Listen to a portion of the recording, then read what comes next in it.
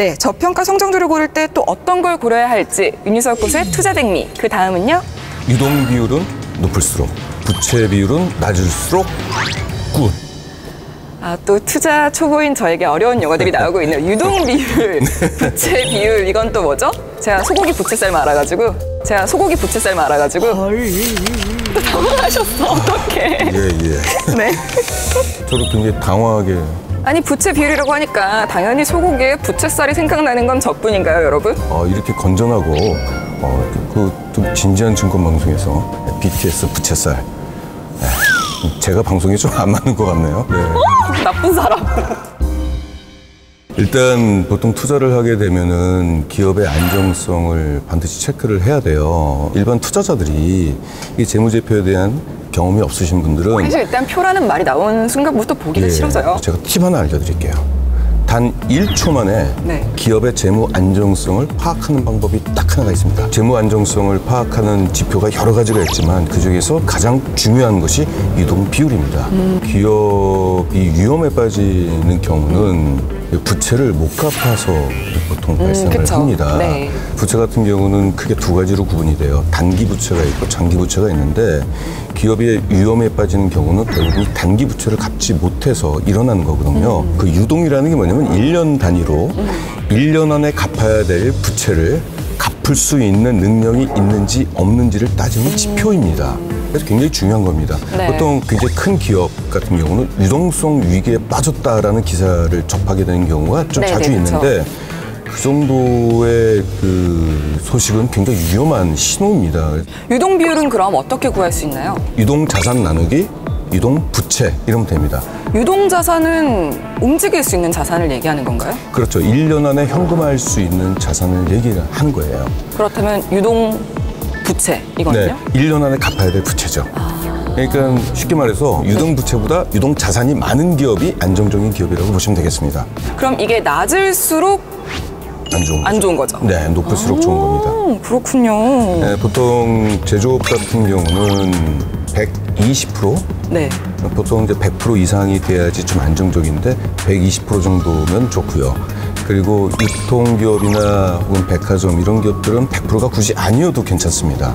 아니, 제조업은 왜 120%가 안전한 거고 제조업이 아닌 것들은 그 100%가 아니어도 괜찮다고 하는 건지. 보통 유동자산에는 뭐가 포함되어 있냐면은 이 재고자산이 포함이 돼 있어요. 근데 이제 기업마다 재고자산에 대한 가치가 약간 좀 다릅니다. 가령 철강회사라든지 금속 관련된 기업 같은 경우는 물건이 안 팔려서 재고가 쌓이더라도 그 물건이 그 다음에도 팔 수가 있잖아요. 그렇죠. 근데 의류 기업이라고 하면은 굉장히 좀 심각해지죠. 물건이 많이 안 팔리게 됐을 경우는 못 팔죠. 재고 자산이 굉장히 큰 폭으로 떨어질 수 있는 요소가 있기 때문에 재고 자산까지 고려해서 약 120% 정도 되면은 안정권에 있다라고 보통 말씀을 드릴 수가 있습니다. 그러면 다른 거는 그냥 100%. 보통 백화점이나 유통기업들의 특징이 있다고 한다면 그 물건을 살 때 고객들이 지불하는 게 어음이 아니라 현금 내지는 카드잖아요. 현금 회전율이 굉장히 좋은 기업들이죠. 이런 기업들 같은 경우는 그 유동부채가 있다 하더라도 그걸 얼마든지 감내할 수 있는 정도의 기업 환경이 있기 때문에 유동 비율이 좀 낮다 하더라도 괜찮습니다. 그러면 유동 비율이 높아야 하고 부채 비율은 낮아야 하는데 부채 비율이라고 하면 말 그대로 빚을 뜻하는 거죠? 예. 보통 제조업 같은 경우는 제품을 팔기 전에 원재료를 사와야 돼요. 그러니까 기업이 돈을 버는 구조가 이래요. 원재료를 외상으로 사와서 그것을 가공을 해서 제품으로 팔아요. 그리고 거기서 얻은 수익 가지고 외상값을 갚는 구조인데 외상을 잔뜩 들여왔는데 만약에 물건이 안 팔릴 수가 있잖아요. 그럴 때 외상값을 갚기가 좀 어려워지겠죠. 그러니까 가급적인 경우 부채 비율이 낮을수록 좀 안정적인 그런 의미입니다. 부채 비율이 없으면 금상첨화겠지만 사실상 사업을 하는데 없을 수가 없죠. 부채가 없을 수는 없거든요. 부채 비율이 어느 정도여도 괜찮은 건지 적당한 기준이 있을까요? 보통 통상적으로 얘기했을 때 부채 비율은 80% 미만이 좀 안정적이고 실적이 좋고 계속 흑자를 지금 창출하는 기업들 같은 경우는 부채 비율이 약 100% 정도 수준까지는 괜찮다라고 봐요. 여기서 부채에 대해서 조금 부연 설명을 좀 해드릴게요. 보통 일반적으로 부채가 나쁜 것으로만 인식이 되고 있는데 좋은 부채도 있습니다. 빚은 더 나쁜 거 아닌가요? 선수금이라는 게 있어요. 이게 선수금이라는 것은 고객사가 제품을 구입하기 전에 미리 돈을 이제 지불하는 네, 그런 겁니다. 그래서 기업회계에서는 아직 제품이 제공되지가 않았기 때문에 부채 계정에 들어가요. 조선업 기준으로 봤을 때 네. 배를 주문하는 선주가 배값의 약 20% 정도를 선수금으로 이렇게 지급을 하게 됩니다. 근데 과거 이제 재미있는 사례가 있었는데 기업의 수주가 계속 증가하니까 선수금도 함께 이제 증가가 되겠죠. 네. 그 선수금은 부채에 잡히기 때문에 이 조선업에 갑자기 부채가 급증하게 된 겁니다. 이게 2008년도 초호황기 때 일어난 건데 이때 부채 비율이 무려 1000%까지 올라갔어요. 근데 이 사실을 잘 모르는 특정 어떤 언론사에서 부채 비율이 1000% 이상이다라고 하니까 시장에서는 깜짝 놀란 거죠. 그래서 은행에서 대출금까지 상환하는 그런 해프닝까지 벌어졌을 정도로 그런 사례가 있습니다. 최근에는 그 2차 전지 어떤 특정 장비업체에 비해서 네. 수주가 크게 증가하니까 부채 비율이 급등을 한 거예요. 부채 비율이 300%까지 이제 증가를 해서 제가 뜯어보니까 실제 선수금을 제외하니까 부채 비율이 20%에 불과한 겁니다. 이것은 투자의 기회죠. 사실 그만큼 수주가 몰리고 있다는 그런 증거입니다. 수주 기업의 부채가 증가하는 것은 선수금이 증가하는 것인지를 한번 따져볼 필요가 좀 있습니다. 그럼 부채 비율이 급등하는 것도 좀 주의해서 알아봐야 될 것 같은데 네네. 유동 비율과 부채 비율은 재무제표에서 어디서 좀 이렇게 확인할 수 있나요? 이건 역시 굉장히 중요한 지표이기 때문에 증권사 HTS라든지 증권 관련된 웹사이트에 모두 나와 있습니다. 손쉽게 찾아볼 수가 있네요. 예, 그렇습니다. 특별히 계산하실 필요가 없어요.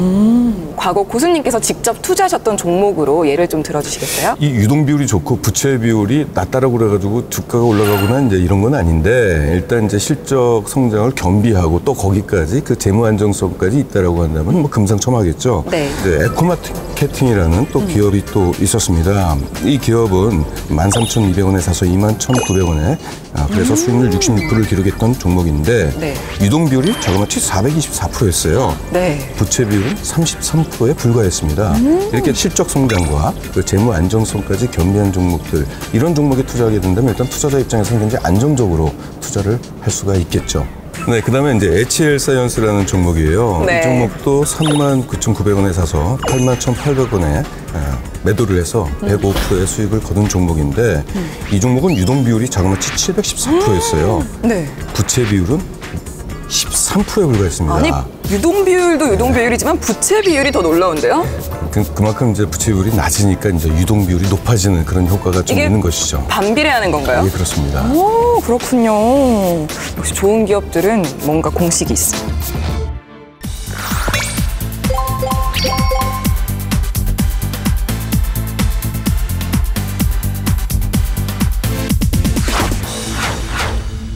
오늘 고수회전은 노후자금을 안정적으로 불려나가기 위해 꼭 알아야 할 저평가 성장주 투자 전략에 대해 알아보고 있는데요.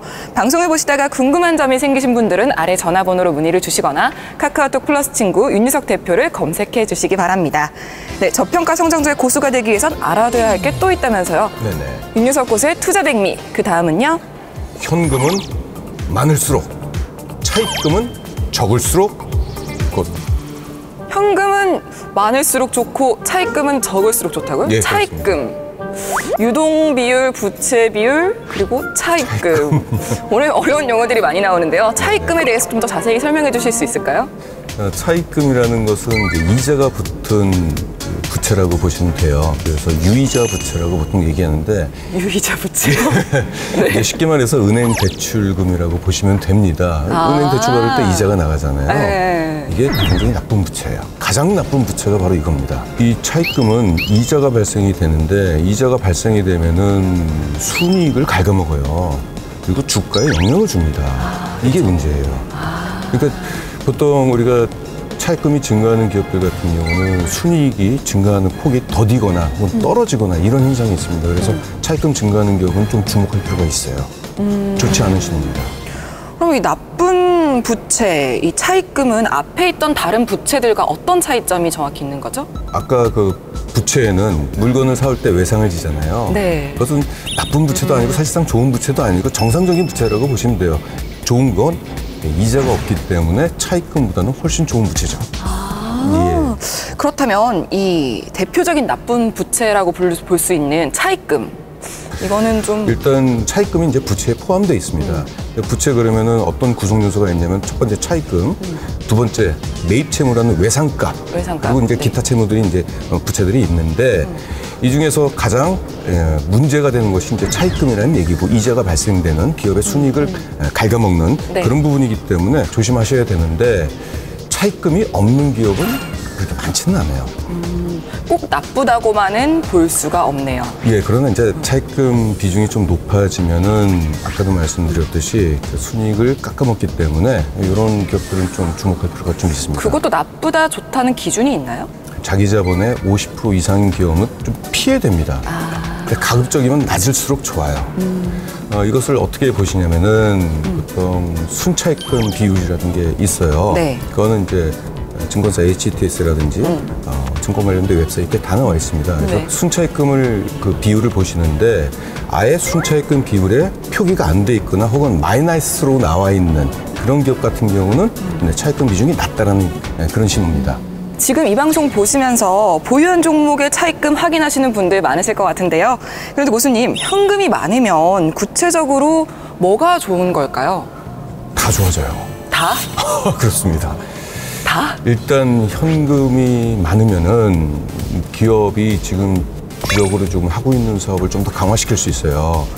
최신 설비를 들여오거나 자동화 설비를 들여와서 이익을 높일 수 있는 기회가 좀 있고요. 그리고 현금이 많으면은 그거를 금융 자산에 또 투자를 해서 이자 소득까지 또 발생이 되겠죠. 그럼 순이익이 올라가는 구조가 되겠죠. 그러니까 돈이 없어서 차입금을 빌리게 되면 이자 비용이 나가기 때문에 순이익이 떨어지는 거고 현금이 많은 기업들은 이자 소득이 생긴다는 얘기죠. 정반대의 지금 효과가 나온다는 얘기죠. 그러네요. 그리고 또 하나가 있다고 한다면은 M&A라든지 신규 사업에 진출하는 게 굉장히 용이합니다. 윤유석 교수님이 매 눈으로 이렇게 찾아내신 현금은 많고 네네. 차입금은 적은 기업들이 좀 궁금한데요. 서호전기라는 그 기업이 있어요. 네, 서호전기. 이 기업은 이제 2017년도에 매수를 했는데 당시 시가총액이 610억 이 정도로 좀 작은 기업이죠. 근데 무려 현금이 463억 원이었습니다.